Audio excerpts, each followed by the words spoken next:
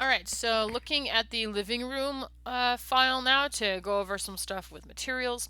When you first open it up, it sends you this. It's an older file and it has what's called mental ray nodes. This is a type of renderer that's no longer available.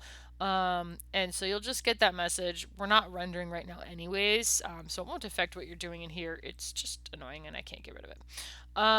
So we have a room that's set up. Most of what's in this room is from a book. I made some alterations to make things a little bit better. And so there's a few different things I want to talk about in this file. For one thing, we're using layers because layers make everyone happy and keep everything contained.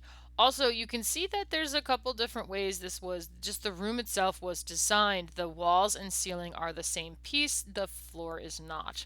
I actually, when it came out of the book, the ceiling was also a different piece. It was just smashed onto the top. That I didn't like that though, for reasons that will become apparent in a second. The wall being smashed into the floor, not their best moment.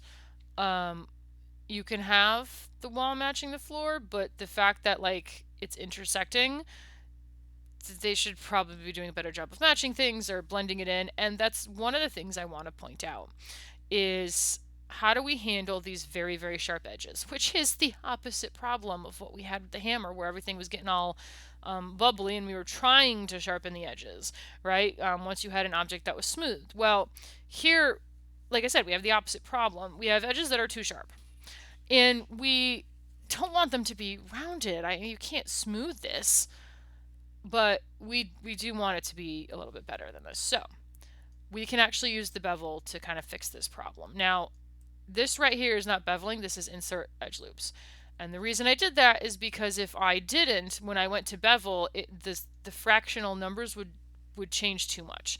If you have too much space, if you have a whole wall's worth of space, those fractional numbers that come up, like the 0.5, we'll just bring it to here, and then 0.2 will bring it to here, and like that, I need smaller numbers. But I can go to edge, and I double click, and it just gets me this vertical edge right here. And I go to bevel, and I say actually I want 4.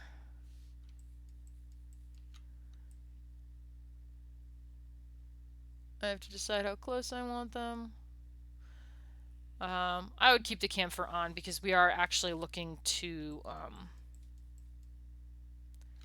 there it is. It can be pretty close. We don't need a lot of it there. We just need something to transition from one thing to the other. And you may not see it on YouTube. I don't know, but there's a softening here compared to this. So the transition here, yeah. You can start to see it now. The transition here is slightly gradual compared to this one. It's still a pretty sharp line, as it should be. But if you think about how a building is actually built, I can tell you right now, there's drywall, there's tape that bridges the two pieces of drywall that you have to plaster over and then sand, and then by the time you paint, you don't have a sharp line anymore. This line is too sharp. It looks terrible. It looks very computery. We'll see if it works with the lack of detail I have there. I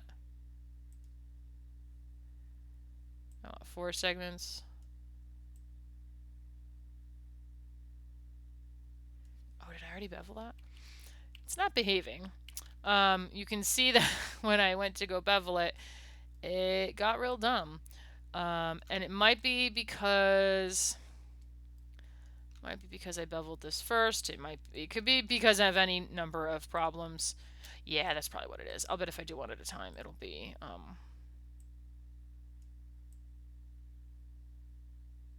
yeah, it's a little bit better.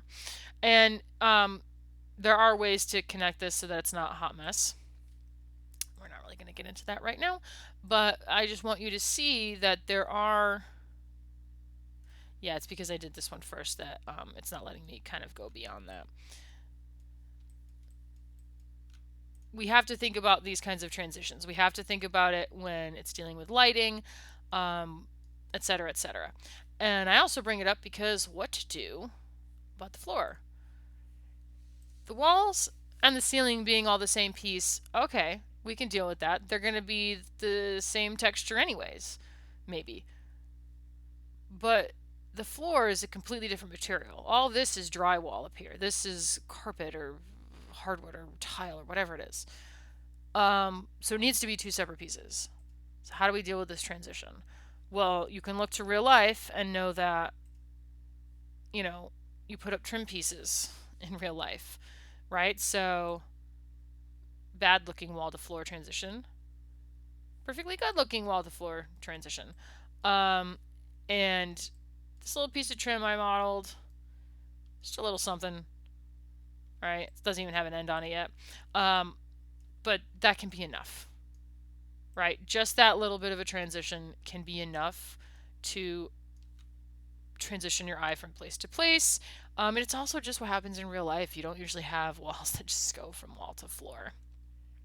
So that is one of the things we do have to think about as we start putting things together. Also, you will see that there is thickness here because there are windows. So you can see window here has thickness. These bars have thickness. There's thickness to a pane of glass. There's no thickness here because we're not looking through those walls. If we were, we would have to, bring that out. But you've got two separate pieces of geometry. They're combined, so they act as the same one, but there's nothing connecting those two in terms of faces or anything. I could separate them out if I wanted to, easily. All right, so they added thickness to the wall because there needs to be. For lighting, for just how it's supposed to look, it can't be paper thin. It can't be perfectly thin.